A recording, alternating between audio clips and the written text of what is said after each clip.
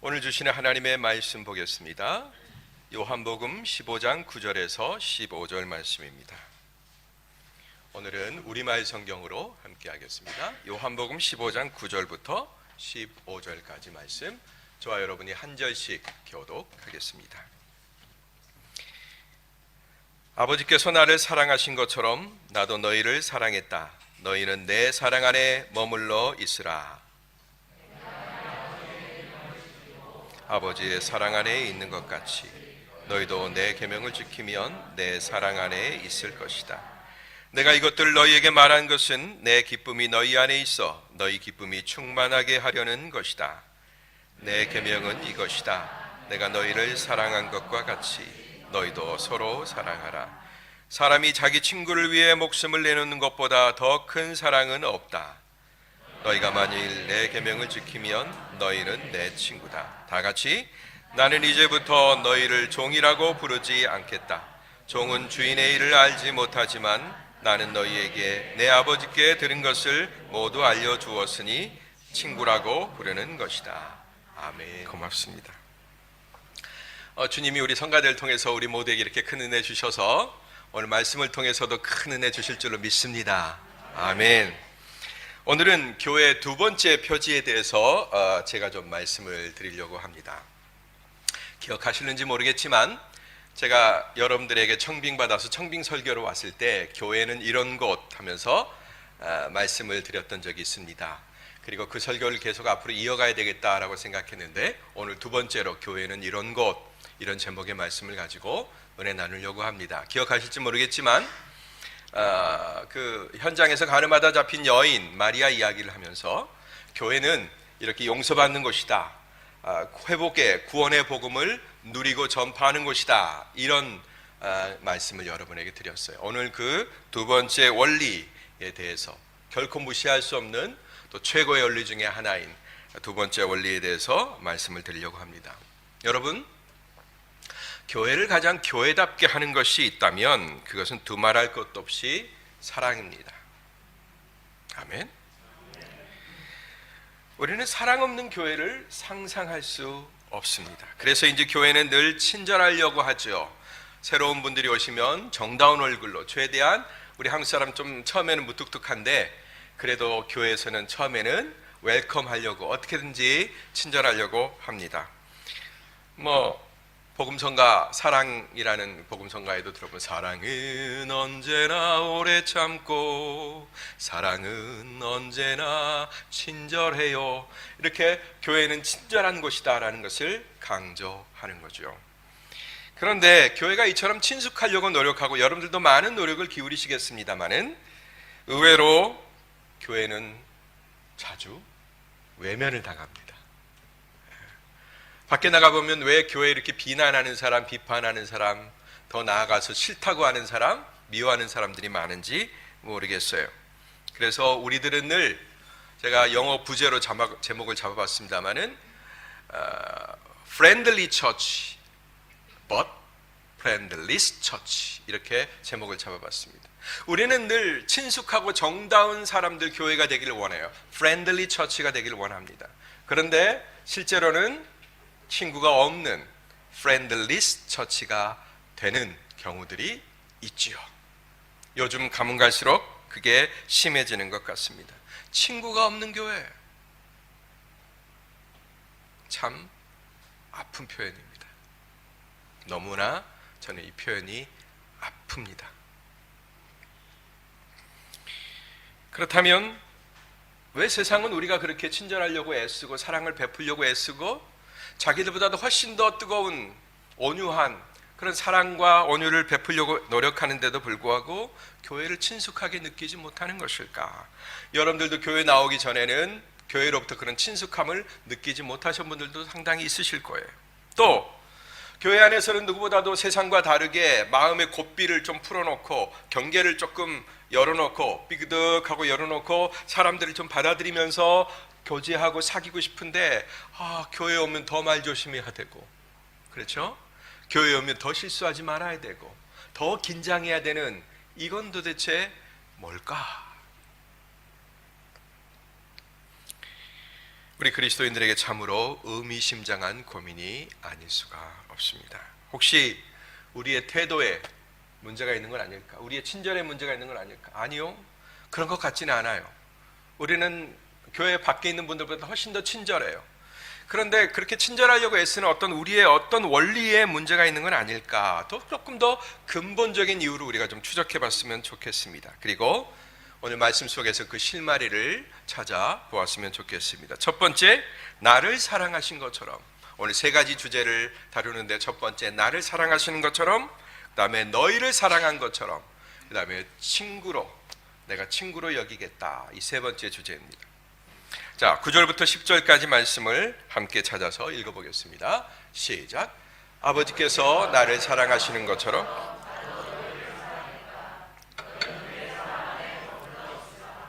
내가 내 아버지의 계명을 지키고 아버지의 사랑 안에 있는 것 같이 너희도 내 계명을 지키면 내 사랑 안에 있을 것이다. 아멘. 결론부터 말씀드리면 여러분, 이게 바로 이 말씀이 교회의 핵심 원리예요. 우리 각 개인은 평화의 복음, 구원의 복음, 회복의 복음을 누려야 됩니다. 그게 개인적인 차원이라면 교회 안에서는 이 사랑의 원리가 공동의 차원이에요. 모두가 다 공유해야 될 원리다라는 것입니다. 하나님 아버지의 사랑, 여기는 세 가지 사랑이 있어요. 하나님 아버지가 예수님을 사랑하신 그 사랑, 그 다음에 그 사랑을 받으신 예수님께서 고스란히 그 사랑을 우리에게 전해주시는 사랑, 우리는 그 사랑을 받아 누리고 또 베푸는 사랑, 이 세 가지 사랑이 있습니다. 자, 연결되어 있어요. 하나님, 예수님, 우리 사이, 그 다음에 저 세상과는 각 브리지로 연결되어 있습니다. 하나님과 예수님을 잇는 브리지가 뭐죠? 사랑이에요. 예수님과 우리를 잇는 브리지는 뭐죠? 역시 사랑이에요. 그리고 우리와 세상을 연결하는 다리 역시 사랑이다라는 것입니다. 이처럼 교회는 온통 사랑으로 엮이고 뭉쳐진 공동체다라는 것입니다. 건물을 지을 때 뼈대를 세우죠? 네, 그 뼈대가 뭐예요? 사랑이에요. 그 다음에 거기다 콘크리트도 붓고 여러 가지를 하죠? 그게 전부 다 뭐예요? 사랑이에요. 우리는 사랑으로 얽히고 설켜야 되는 그런 존재들인 것입니다. 성도는 바로 이 튼튼한 사랑의 구조 안에 머금으로써 비로소 교회 구성원이 되는 거예요.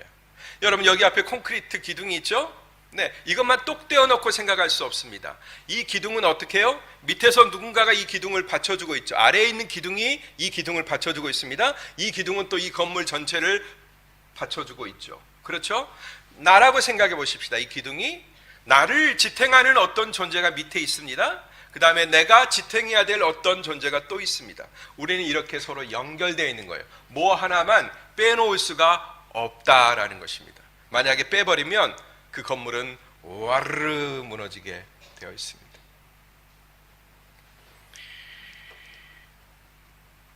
예수님이 바로 그 원리에 대해서 설명해 주셨다라는 것입니다. 사랑 안에 머물러라. 내가 너희를 사랑한 것 같이 너희는 내 사랑 안에 머물러라. 이게 바로 교회의 핵심 원리다. 그렇다면 이 사랑 안에 머무는 것이 도대체 뭘까라는 것입니다. 이 사랑 안에 머무는 것은 곧 예수님이 하나님의 계명을 지켜 그 사랑 안에 있는 것처럼 너희도 내 계명을 지켜 내 사랑 안에 머물러라 라는 것이죠. 아이고야, 또 계명이야. 우리는 십계명 하면서 스트레스가 있고, 뭔가 규율하면 우리는 세상에서 스트레스가 있습니다. 뭐 이렇게 지켜야 되는 게 너무 이렇게 많어? 불만을 갖게 되죠. 그냥 좀 받아주면 안 돼? 왜 이렇게 자꾸 지켜야 되는 게 많어? 예수님은 그냥 내 사랑 안에 머물라고 그러더니 결국 그것도 계명으로 만드셨네? 우리는 뭔가 지켜야 되는 의무가 늘 있네? 신을 섬긴다라는 것, 하나님을 섬긴다라는 것은 늘 이렇게 속박을 감수해야 되는 것 아닌가? 이런 생각이 퍼뜩 든단 말이죠. 그래서 혹자는 이 계명이 있다는 사실을 영 못마땅해 하면서 기독교에 귀의하기를, 하나님의 복음, 우리 주 예수 그리스도의 복음을 듣기를 거절하는 분들이 상당히 많이 있습니다. 얼마나 무겁길래, 얼마나 부담스럽길래 그렇게 하는 것일까? 그러나 우리 예수님이 장담하셨어요. 제가 지난 시간에도, 지지난 시간에도 말씀드렸다시피 뭐라고 말씀하셨어요? 내 멍에는 쉽고 내 짐은 가볍다. 따라합시다. 내 멍에는 쉽고 내 짐은 가볍다. 네, 이렇게 말씀하셨어요. 좌우지간 쉽대요. 좌우지간 편하고 가볍대요. 그럼 도대체 얼마나 가벼운지를 한번 보도록 하겠습니다. 우리 예수님의 슈퍼맨이신 예수님의 그 기준으로 말하는 것인지, 아니면 작은 거 하나에도 화분 하나 드는 것도 낑낑대는 우리들 기준으로 말하시는 것인지 한번 살펴보았으면 좋겠습니다. 너희를 사랑한 것처럼. 11절에서 13절 말씀 보겠습니다. 시작. 내가 이것들을 너희에게 말한 것은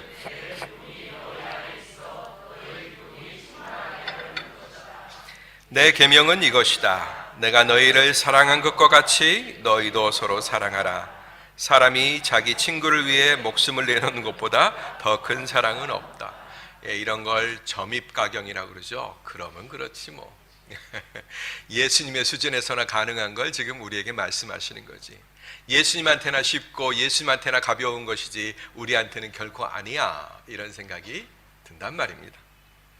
여러분, 그런데 처음부터 그러면 그렇지 하고 딱 귀를 막아버리지 말고 우리가 이 계명에 대해서 듣기 전에 알고 넘어가야 될 개념이 한 가지가 있습니다. 그건 뭐냐면 기쁨이라고 하는 것입니다. 기쁨, joy. 기쁨이에요. 도대체 이 기쁨이 뭔가? 예수님이 말이죠, 오늘 말씀 가운데서 내 기쁨이 너희 안에 있어 너희 기쁨이 충만했으면 좋겠다, 이렇게 얘기하시잖아요. 그러니까 예수님이 우리를 사랑할 때, 내가 너희를 사랑할 때 이마만큼 좋았다라는 거예요. 이마만큼 신났다라는 거예요. 이마만큼 내가 기뻤다라는 거예요. 그래서 너희가 내가 하는 일, 그 기쁨을 소유하는 일을 너희가 배웠으면 좋겠다. 내가 기쁨을 소유하는 방법은 내 아버지의 계명을 지키는 거였고, 그 다음에 그것을 고스란히 너희들에게 전해주는 것이었다. 나는 사랑함으로써 너무나 기뻤다라는 것입니다. 그러므로 내가 사랑하는 당신들, 너희들도 이 기쁨을 누렸으면 좋겠다라는 거죠. 여러분, 정말로 사랑하면 입에 있는 것도 빼서 주고 싶잖아요. 그죠? 내가 가장 아끼는 것, 그거 다 주고 싶잖아요.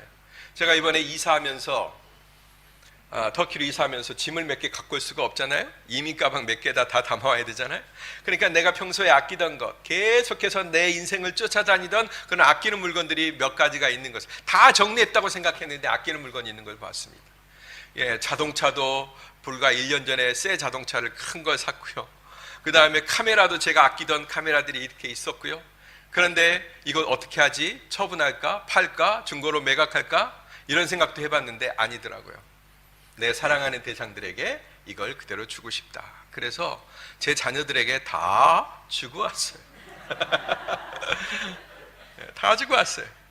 하다못해 제가 입던 외투, 옷, 아끼던 옷, 이런 것까지 아빠 저 주세요 하는데 다 그냥 주고 왔어요. 아깝지가 않아요. 전혀 아깝지가 않습니다. 바로 이런 것처럼 내가 사랑하면 다 주고 싶어요. 우리같이 밋밋한 남자들도 그러는데 정말로 사랑의 화신이라고 하시는 우리 어머니들은 더하지 않겠습니까? 그죠? 다 주고 싶은 거예요. 소정이 한국 보냈죠. 얼마나 거기에 엄마 마음이 가 있을까요? 다 주고 싶은 거죠. 엄마 이거 필요해, 저거 필요해. 그러면 부모들은 다 그냥 자식들 도둑놈인 줄 알면서도 다 주는 것입니다. 주는 거죠. 이렇게 우리 예수님이 자기가 가장 좋아하는 사람들에게 자기가 가장 소중한 것, 자기가 가장 즐거웠던 것, 그걸 주고 싶은데, 그걸 경험하게 해주고 싶은데, 그게 바로 뭐예요? joy, 기쁨이라는 것입니다. 기쁨. 그렇다면 우리 예수님은 도대체 무엇 때문에 그렇게 기쁘셨을까?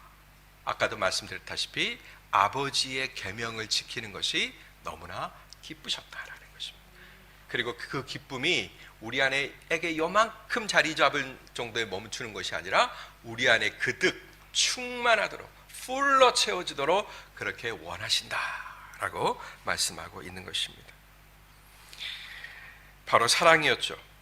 우리를 사랑함으로써 행복하셨던 하나님, 아버지를 사랑함으로써 행복하셨던 그 하나님이 역시 우리도 똑같은 그 행복 소중함을 누리게 하기 위해서 우리에게 주신 계명이 내가 너희를 사랑한 것 같이 너희도 서로 사랑하라, 이것입니다. 옆에 계신 분에게 이렇게 고백합시다. 조심하세요. 고백하세요. 조심하세요.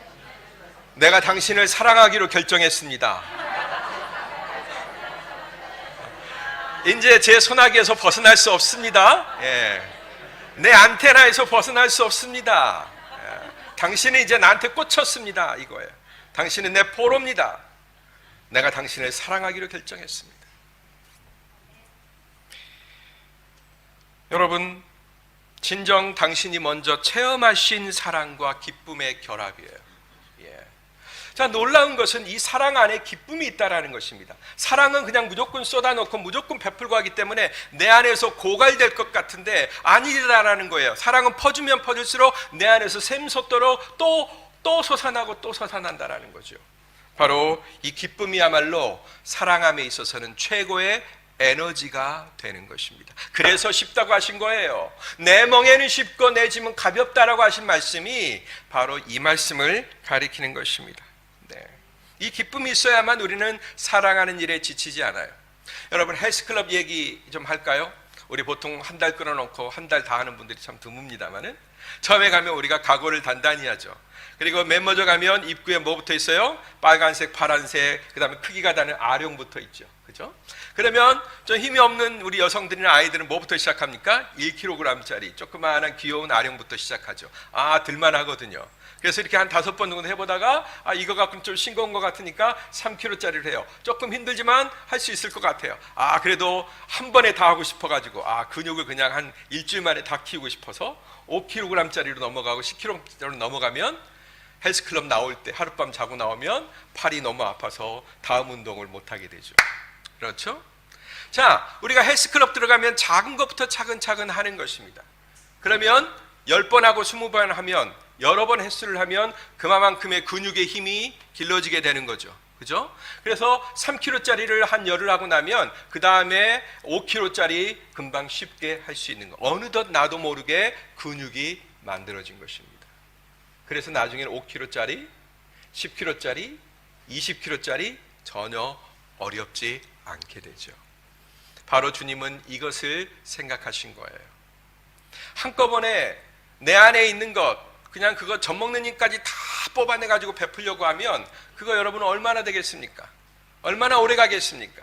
모세가 자기 열정으로 하려고 했을 때 떨기나무 불꽃, 그 타버린 불꽃처럼 그냥 쑥 하고 사막의 나무가 타버리는 것처럼 1분이 가겠습니까? 얼마가 가겠습니까? 금방 하얀 재로 바뀌어버리죠. 그러나 하나님은 어떻게 얘기하셨어요? 꺼지지 않는 불꽃 가운데 나타나셨단 말이에요. 이제 너는 너의 에너지가 아니라, 너의 힘이 아니라 내가 하늘에서 공급하는 내 힘으로 내 백성을 사랑할지라.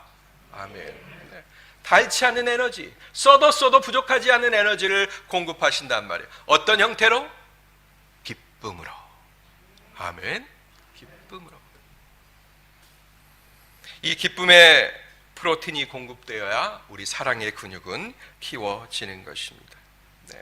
처음에는 1kg의 사랑으로, 두 번째는 5kg로 늘리고, 나중에는 10kg, 20kg, 30kg로 우리는 늘려가면 되는 것입니다.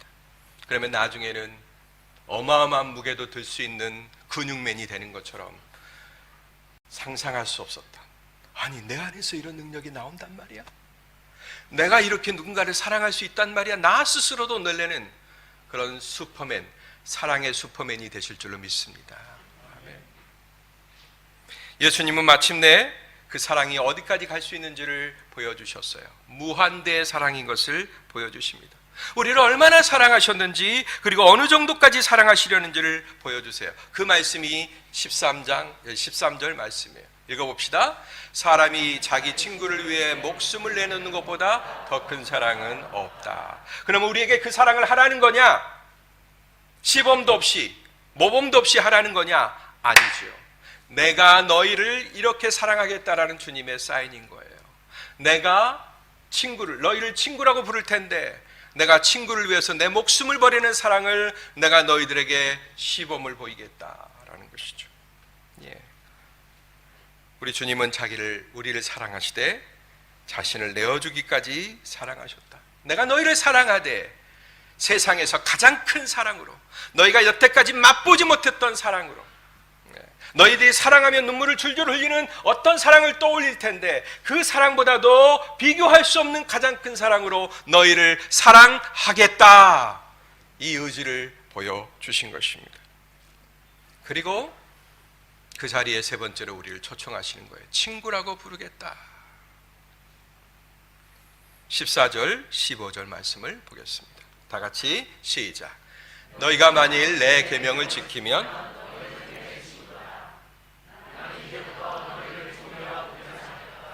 종은 주인의 일을 알지 못하지만 나는 너희에게 내 아버지께 들은 것을 모두 알려주었으니 친구라고 부르는 것이다. 아멘. 마지막으로 우리 주님은 그 아름답고 멋진 일에 우리를 초청하고 계시는 거예요. 나랑 친구하자.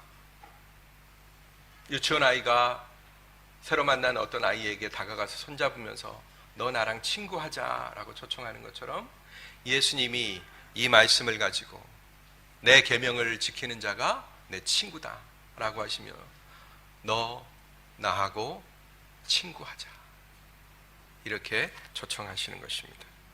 내 계명을 지키면 너희는 내 친구다. 주님이 이루시고 또 이루셔야 될 그 사랑하는 일에 너 나하고 함께하자 이렇게 초청하고 계신다라는 것입니다. 여러분, 우리가 어떻게 예수님의 친구가 됩니까? 감히 상상할 수도 없죠. 하나님이신 그분하고 우리가 피조물인 우리가 어떻게 친구가 될 수 있겠습니까? 그런 상상할 수 없는 일들이 가능하게 되는 일이 바로 예수님의 말씀이란 말이에요. 나 너 친구라고 부를게. 이게 바울의 얘기라면 조금 덜 믿어올 것 같아요.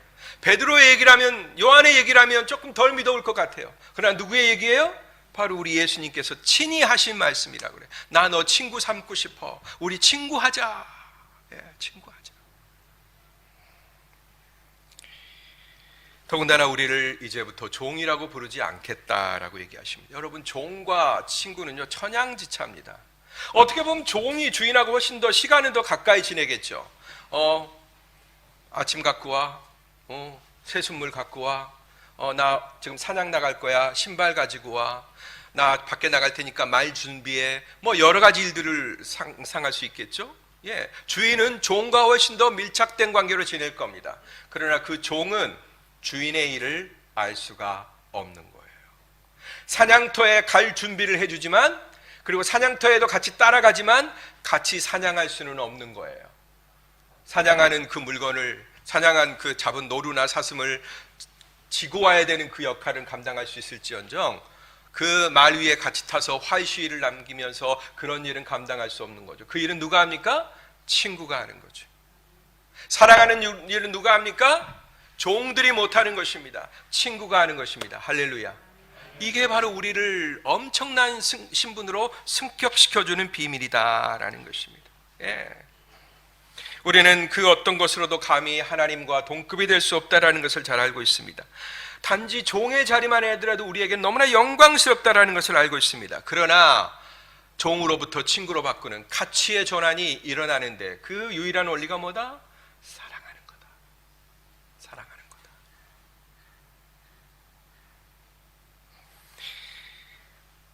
인생 최대의 선물이죠. 사랑하는 것이 우리 교회에 주신 최고의 선물입니다. 여러분, 만약 우리가 이 말씀을 듣고 완전히 사랑하는 교회로 전환, 체제 변환이 된다면, 원리의 변환이 된다면 여러분, 놀라운 혁명이 우리 교회 안에 일어날 것입니다. 여러분, 주기철 목사 불러놓고 기대가 많으시죠? 우리 목사님이 설교 잘해줬으면 좋겠다. 우리 목사님이 신방 열심히 해줬으면 좋겠다. 우리 목사님이 열심히 전도해서 사람들 구름대와 같이 모여들게 했으면 좋겠다. 다 목사한테 그 일 미루고 계시죠, 여러분? 그러나 여러분, 제가 슈퍼스타라고 할지라도, 대한민국에서 설교 제일 잘하는 목사라고 할지라도, 그냥 사람 딱 만나면 흡입하는 그런 어마어마한 능력이 있다 할지라도, 여러분, 그렇게 해서 교회가 부흥되는 것처럼 보일 수도 있습니다. 그러나 그 교회는 나중에 위기가 왔을 때, 환란이 왔을 때 훅 하고 불어버리면 다 날아가 버리는 헛개비 부흥입니다. 진짜 부흥은 붙어 있어야 되죠. 사랑은 아교예요. 아교. 어떤 것도 끊을 수 없고 어떤 것도 분리할 수 없는 완전히 서로 뭉쳐지는 그런 풀이자 아교예요.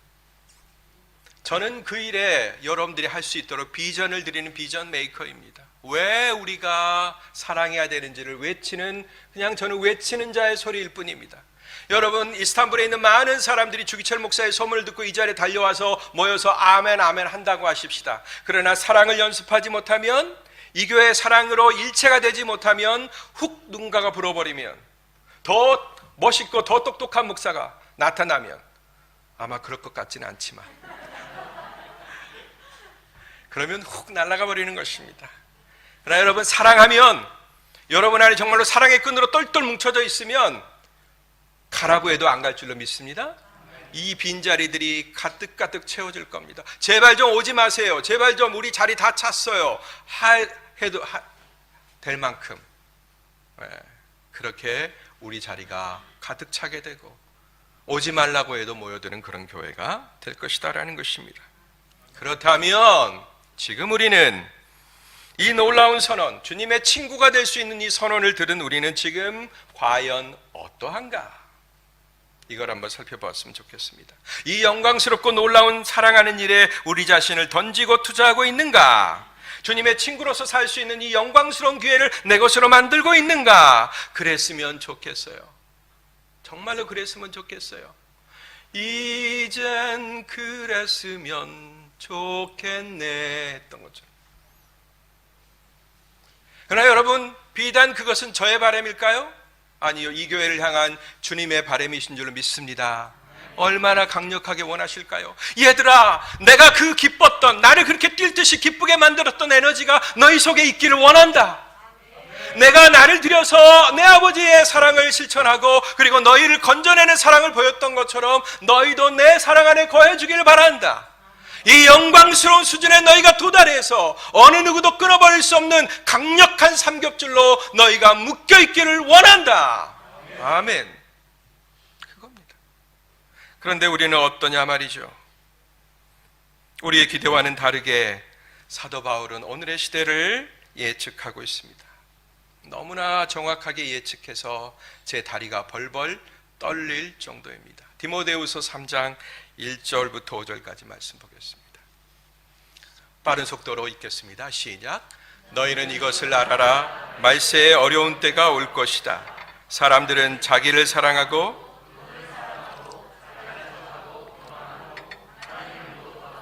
부모에게 순종하지 않고, 감사할 줄 모르고, 거룩하지 않고, 무정하고, 화해하지 않고, 남을 헐뜯고, 무절제하고, 난폭하고, 선한 것을 좋아하지 않고, 배반하고, 무모하고, 자만하고, 하나님을 사랑하기보다는 쾌락을 더 사랑하고, 경건의 모양은 있으나 경건의 능력은 인정하지 않게 될 것이다. 너는 이런 사람들을 멀리하여라. 아멘. 자기를 사랑하고, 돈을 사랑하고, 하나님보다 쾌락을 더 사랑하고. 너무나 예리한 지적이죠. 이외에도 지금 바울이 언급한 이 목록이 몇 개인 줄 아세요? 19개나 됩니다. 19개. 아이고, 좀 봐주지. 우리도 알고 있는데 저렇게 탁 발가벗겨야 속이 시원하실까 싶을 정도로 19개나 되는 어마어마한 악의 목록을 우리에게 보여줍니다.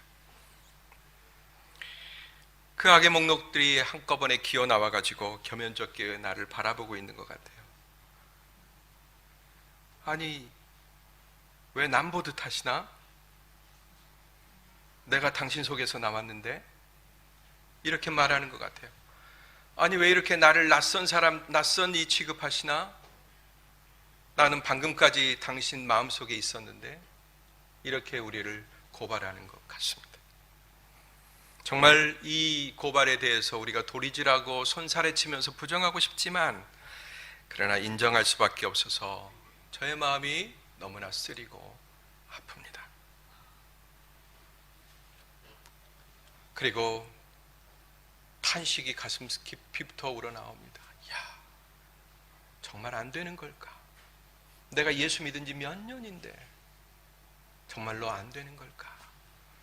이런 절망적 탄식이 터져 나오기도 합니다. 그러나 여러분, 아직 우리가 이 절망적 탄식에 함몰되기에는 이릅니다. 우리에게는 그 탄식의 소리보다도 훨씬 더 큰 소리가 있습니다. 누구의 음성입니까? 우리 예수님의 음성입니다. 내 기쁨이 있어 너희 안에 충만하기를 원한다. 얘들아, 친구들아, 내가 이미 다 해봐서 안다. 누군가를 사랑하는 일, 그게 얼마나 기쁜 일인지 내가 해봐서 다 알고 있다. 난 너희들을 위해서 내 목숨을 다 내어주었지만 단쪽 하나도 아깝지 않았다. 내가 너희들을 위해서 죽노라 십자가에 매달렸지만 그 아득한 고통의 시간 동안 나는 오히려 행복했다. 그 고통이, 그 못들이 나를 찔러왔고 창자국이 내 허리에 만들어졌지만 그럼에도 불구하고 너무나 쓰라리고 아팠지만 나는 그 순간에 너희 행복했다. 왜? 너희를 사랑했기 때문이다. 내 안에서 기쁨이 용솟 숨치는 걸 무엇으로도 나는 막을 수 없었다. 나는 그 힘으로 마지막에 이렇게 외쳤다. 테텔레스타이, 다 이루었다. 내가 사랑하는 일에, 친구에게 목숨을 주는 그 일에 내가 나 자신을 드렸다. 너희도 내가 누렸던 그 기쁨, 내가 십자가 도상에서 느꼈던 그 기쁨을 너희도 나와 공유하기를 바란다. 아멘. 이 음성이 우리에게는 있단 말이에요. 사도 바울이 디모데에게 목회 서신을 주면서 너는 이런 사람에게서 떠나라 라고 얘기했죠. 그걸 고집하는 사람에게서 떠나라는 거죠. 이렇게 놀라운 사랑이 있음에도 불구하고 여전히 무정하고 그냥 시멘트같이 단단한 그런 마음들, 깰 수 없는 그런 마음에게서 떠나라는 거죠. 그러나 우리 주님은 우리에게 외치신단 말이에요. 그게 나일지라도, 그러나 내가 내 사랑으로 너를 깨는 일에, 너의 그 무모함, 너의 그 단담을 깨는 일에 나는 성공했다라는 것입니다. 할렐루야. 아멘. 이제 우리는 교회로서 우리 자신에 대해서 다시 생각해 볼 때입니다. 우리는 진정 friendly church인가? 아니면 friendless church로 남을 것인가? 정다운 교회를 향하여 날마다 전진할 것인가? 아니면 친구 없는 냉정한 교회로 계속 남을 것인가? 우리는 이 질문을 우리에게 던져야 하는 것입니다. 그리고 여기서 얻어진 답을 가지고 우리는 어디로 나가야 돼요? 야복강으로 가야 돼요. 야곱의 씨름터로 가야 돼요. 야곱이 싸운 건 천사인 것 같죠? 그러나 실제적으로 야곱은 자기 자신과 싸운 겁니다. 믿음 없음, 두려움, 형에게 가면 죽을 것 같은 그 두려움. 그래서 종들 먼저 보내고 재산들 보내고 사랑하는 자녀들까지 아내까지 다 보내고 혼자 남습니다. 마지막에 남은 그 두려움, 그걸 제거하기 위해서 야복강에 남아서 하나님의 천사와 씨름하는 거죠. 나를 놔라 하면서도 안 놓죠. 환도뼈를 쳐서 위골시킵니다. 그럼에도 불구하고 야곱은 끝까지 붙들고 넘어집니다. 그리고 나중에 뭐가 되죠? 야곱은 이스라엘, 하나님을 이긴 자로 바뀌는 것입니다. 할렐루야. 아멘. 그걸 가능하게 하는 게 뭐냐? 사랑이다라는 것입니다. 이 환도뼈가 위골되는 한이 있어도, 내 자아가 깨지고 내가 아프고 고롭고 이루 말할 수 없는 고통이 임한다 할지라도 우리는 기어이 그 씨름판으로 나아가서 승부를 봐야 하는 것입니다. 슈퍼맨이 돼 있는 이 수많은 19개의 악으로 똘똘 뭉쳐져 있는 그 악의 또 하나의 나의 모습과, 악으로 똘똘 뭉쳐져 있는 나의 모습과 씨름해서 그를 쳐서 무너뜨려야 되는 것입니다. 아멘. 예, 그거예요. 왜냐? 그렇게 함으로써 우리가 주님의 친구의 자리로 갈 수 있기 때문입니다.